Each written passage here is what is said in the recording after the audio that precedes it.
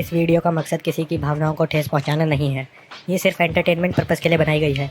अगर फिर भी आपको गाली देनी हो तो च और भ से शुरू होने वाले शब्दों का प्रयोग वर्जित है। सूचना जनहित में जारी।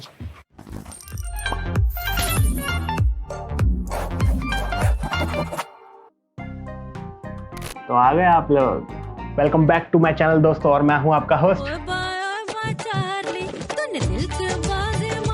तो दोस्तों, पिछली वीडियो में हमने बात करी थी इंजीनियर्स के बारे में, तो जाहिर है इस वीडियो में हम बात करेंगे डॉक्टर्स के बारे में। और आपने जो पिछली वीडियो में मुझे इतना अच्छा रिस्पांस दिया दोस्तों, मेरा दिल इससे गद गद हो गया। और आज हम जिस मूवी के बारे में बात करने जा रहे हैं वो उस जमाने की है जब चाइनीज MP3 प्लेयर कूल हुआ करता था, जब नवाजुद्दीन भाई का स्ट्रगल पीरियड चल रहा था और रोल मिलता था उन्हें सिर्फ 2 चांटों का, और ओरियो का तब तक कोई नामो निशान नहीं था, और जिम जैम ही बिस्किटों का राजा था। तो दोस्तों, आज की जो मूवी है उसका नाम है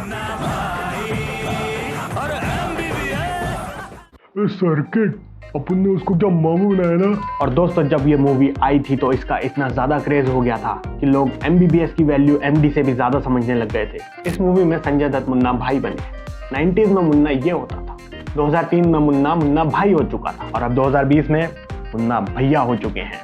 मूवी में मुन्ना भाई असल में एक गुंडा है, लेकिन उसने अपने बाबूजी को झूठ बोला हुआ है कि वो एक डॉक्टर है। और जैसे ही बाबूजी मुंबई आते हैं मुन्ना से मिलने, मुन्ना की गैंग फटाफट एक फेक हॉस्पिटल खड़ा कर देती है, और शहर में बाबूजी को मिलते हैं उनके एक बहुत ही पुराने मित्र, घनिष्ठ मित्र डॉक्टर अस्थाना। और आप इस डॉक्टर अस्थाना को देख लो, ये बेचारे हमारे बमन ईरानी हैं।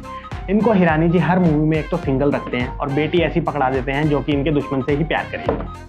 तो अब आगे बात चलती है कि वैसे तो ये दोनों एक दूसरे को 10 साल से मिले नहीं है, लेकिन अब मिलते ही ये आपस में अपने बच्चों का रिश्ता तय कर देते हैं।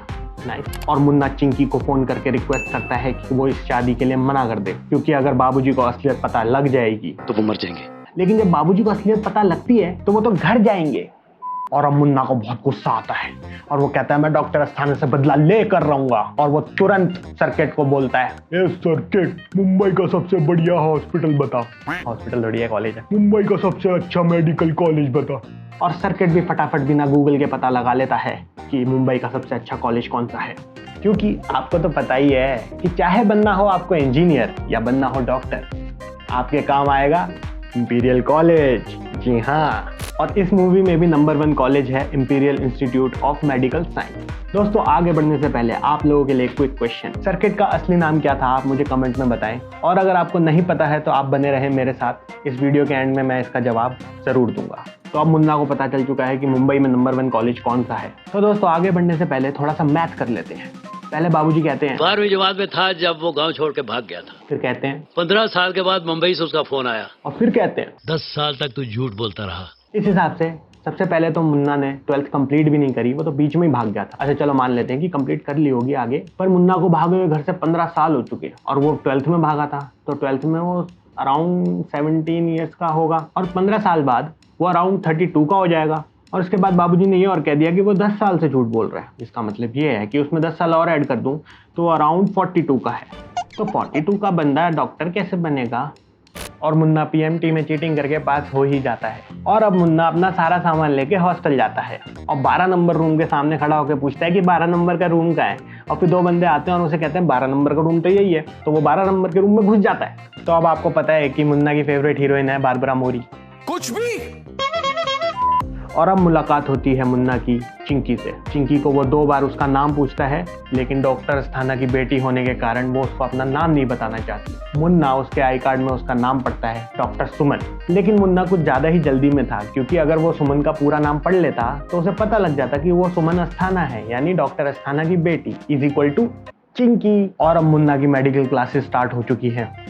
मुन्ना को बॉडी के बारे में पढ़ाया जा रहा है और मुन्ना को बॉडी देखने में थोड़ी तकलीफ हो रही है, तो वो ऑब्जेक्शन करता है टीचर को कि इतने सारे लोग एक साथ कैसे एक बॉडी को देख सकते हैं, जिस पे डॉक्टर कहता है कि अपनी खुद की बॉडी मंगवा लो। तो वो फिर से सर्किट को कॉल मिलाता है और सर्किट फटाफट एक बॉडी का इंतजाम कर देता है।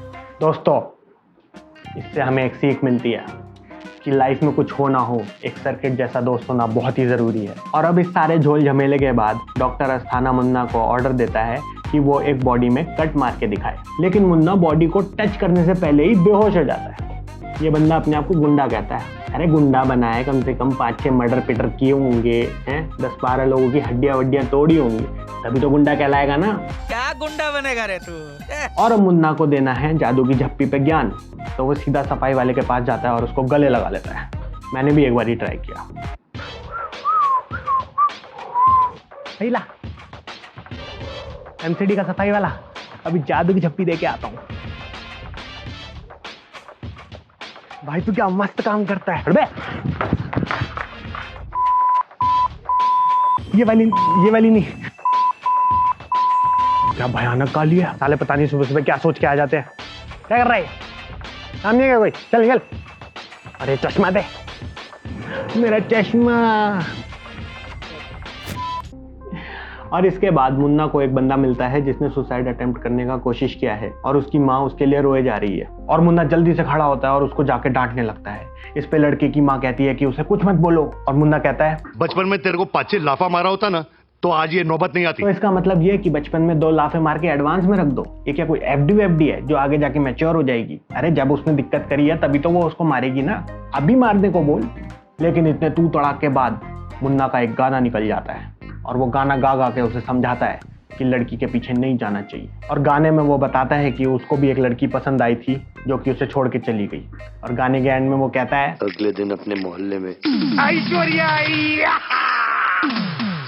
और अब फिर से एक मेडिकल क्लास में एक डॉक्टर पेशेंट के बारे में पढ़ा रहा है जो कि पेशेंट को सब्जेक्ट करके एड्रेस कर रहा है। और इसमें भी मुन्ना भड़क जाता है। तो दोस्तों इसके बाद डॉक्टरों को अकल आ जाती है। लेकिन इसके बाद एक और सीन था जो कि हिरानी जी ने फिर से कट करवा दिया, आप वो देख लीजिए। आ जाओ गाइस, ये अपना मामू लटेला है इधर। ये पीछे वाली नर्स मुझे बहुत अच्छी लग रही है। जब मैं थोड़ा ठीक हो जाऊंगा ना तो इसको डेट के लिए पूछ लूंगा, क्या पता मेरा भी घर बस जाए। इसका नाम है नील नितिन सुरेश। हाँ तो ये अपना रामपुरे से आयला है। इसको ना बवासीर हो गया था, पर अभी क्या इलाज चल रहा है। और इसको इसकी गर्लफ्रेंड छोड़ के भाग गई थी तो ये कोमा में चला गया था, पर अपन इसकी पूरी देखभाल कर रहा है। तुम में से किसी को कोई फिक्र करने की ज़रूरत नहीं है, मैं इसको देख लेगा। ये हो जाएगा कुछ टाइम में ठीक, पर शायद ये चल ना पाए। बेचारा पूरी जवानी खराब कर गया अपनी। नहीं कराना मुझे इलाज। तो दोस्तों अब एंट्री होती है आनंद भाई की, जिनकी हालत बिल्कुल एक मिडिल क्लास आदमी की तरह है जो टैक्स तो पे किए जा रहा है, लेकिन उसको अब देश से कुछ रिटर्न नहीं मिल रहा और अब उसने कुछ कहना भी छोड़ ही दिया है कि कौन ही उसकी सुनेगा। और आनंद भाई पिछले 12 साल से कोमा में है और मुन्ना भाई को तो ऐसा लग रहा है कोई खिलौना मिल गया, वो उनको इस तरीके से हैंडल कर रहा है।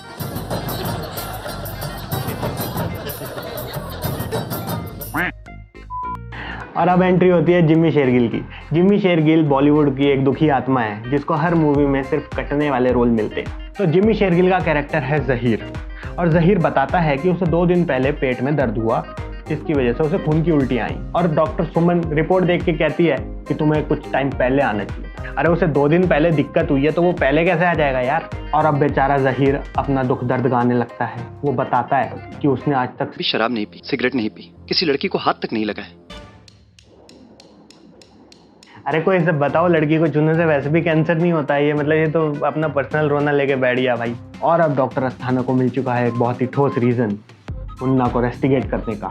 तो वो एक रेस्टिगेशन लेटर मुन्ना के हाथ में थमाने वाले होते हैं। लेकिन दोस्तों जब आपको कर रहा हो कोई कॉलेज से रेस्टिगेट तो आपको पता है कि क्या करना है, आप एक सुसाइड टाइम। और मुन्ना भी ट्राई करता है एक हाफ सुसाइड अटेम्प्ट का और हड्डी वड्डी तोड़वा के वो उसी हॉस्पिटल में एडमिट भी हो जाता है। लेकिन अब जहीर को मुन्ना पे बहुत ज्यादा भरोसा हो जाता है। उसे लगता है कि मुन्ना भगवान है और वो उसे बचा ही लेगा। लेकिन जहीर की मौत हो जाती है और अब मुन्ना को रियलाइज होता है कि चाहे वो टेस्ट में चीटिंग करके पास हो जाए लेकिन वो इलाज नहीं कर पाएगा, और इसलिए अब वो कॉलेज छोड़ के चला जाता है। और मुन्ना के जाते ही डॉक्टर अस्थाना की बेटी डॉक्टर अस्थाना के खिलाफ बोलना स्टार्ट कर देती है। वो बताती है कि ये किसी चमत्कार से कम नहीं है और पूरे कॉलेज के सामने उसकी इज्जत का भी चमत्कार कर देती है।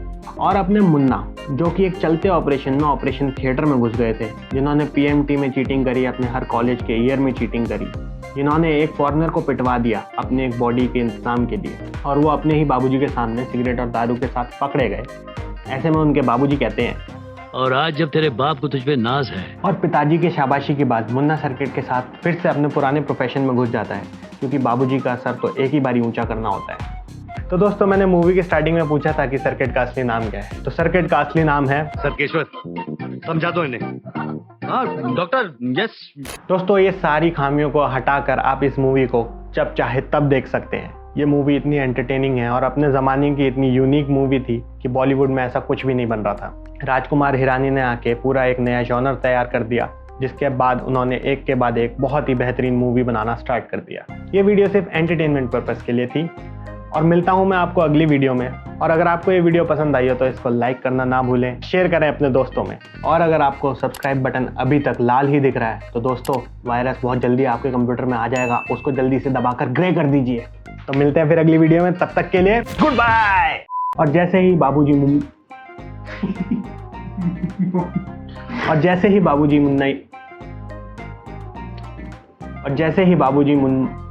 अबे क्या है, मुंबई सर्किट, मुंबई का सबसे अच्छा मेडिकल कॉलेज बता। इसमें थोड़ा अटक गया।